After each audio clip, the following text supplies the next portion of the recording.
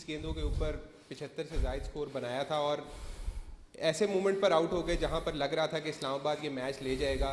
तो कितना आपको अफसोस हो रहा है कि जैसे ही आप डग आउट में वापस गए और एकदम से इस्लामाबाद मैच लूज़ कर दिया? देखें, अफसोस जाहिर सी बात है हो रहा था क्योंकि क्रंच मोमेंट पे बैटिंग आई थी और तकरीबन 12.5-13 की एवरेज थी, तो उसको नीचे 10 पे लेके आना और उसी मोमेंटम के साथ खेलना, I think we should have won the game. But जाहिर सी बात है मैचेस क्रंच मोमेंट में लैप्सेस होते हैं, बट इससे इंशाल्लाह जल्दी सीखेंगे और कोशिश करेंगे कि आगे जो मैचेस हैं उनमें गलती ना हो। आज़म, जब आप आउट होके डग आउट वापस आए और मनरो आए, फिर उसके बाद पे दर पे 4 आउट हुए, एक्सप्रेशंस क्या आ रहे थे आपके अपने आप? खैर, जो एक्सप्रेशन आ रहे हैं वो मैं कह नहीं सकता यहाँ पे, लेकिन जाहिर सी बात है क्योंकि हमारे लोअर ऑर्डर अभी उसी तरह टेस्ट हुआ नहीं है। आई थिंक पिछले 2 गेम जो थे उसमें थोड़ा पिच भी थोड़ा ट्रिकी था, तो उस हिसाब से आपको पता है थोड़ी डिफरेंट क्रिकेट आपको खेलनी पड़ती है।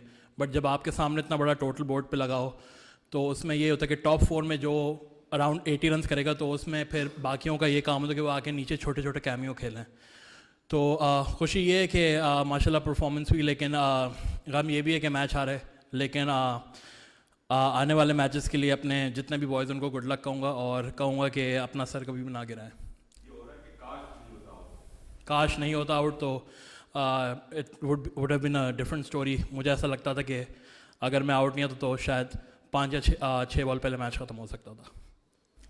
जी, अस्सलाम वालेकुम Azam, this Bairam Kazi from grassroots cricket. Commiserations on the loss, but खुद आप बहुत शानदार नॉक खेले और लाइक यू सेड अगर आप आरिफ याकूब के सामने होते तो शायद फ़र्क होता।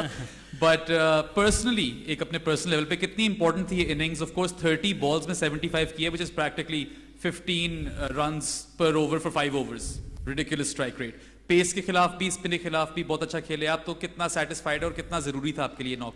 देखिए, ज़रूरी था, लेकिन मैं सेटिस्फाई बिल्कुल नहीं हूँ नॉक से, बिकॉज क्योंकि अगर मैं फिनिश करता तो मैं थोड़ी बहुत सेटिस्फैक्शन मुझ में होती उस चीज़ की। लेकिन जहाँ तक आरिफ याकूब की बात है, उन्होंने काफ़ी अच्छी बॉल की और डेथ में आके जाहिर सी बात है जब स्पिनर लगा हुआ होता है तो क्रंच मोमेंट पे स्पिनर्स के भी हाथ पैर कांपते हैं।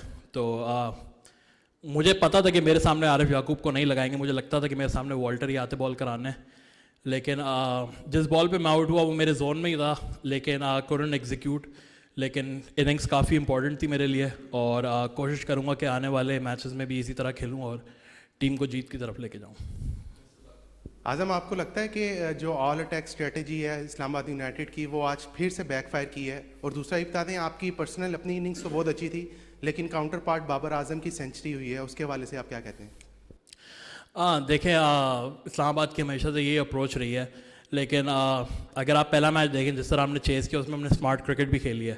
इसका मतलब सिर्फ यही नहीं कि हम हर बॉल पे अटैक कर रहे हैं, हम लोग स्मार्ट क्रिकेट भी खेल रहे हैं। और जाहिर सी बात है जब क्रंच मोमेंट्स पे थोड़ा आपको और स्मार्ट होना पड़ता है और बॉल बाय बॉल खेलना पड़ता है और काफ़ी एक आध बॉलर को टारगेट करके आपको खेलना होता है। लेकिन जाहिर सी बात है मेरे ख्याल से 15 ओवर थे जब बाबर आजम 52 पे थे, उसके बाद उन्होंने अपने 60 रन किए। I think that was exceptional और जिस तरह वो नए शॉट्स उन्होंने डेवलप किए हैं, I think it's a good sign for Pakistan cricket and for himself. ठीक है, thank you gentleman, thank you for your time. Thank you.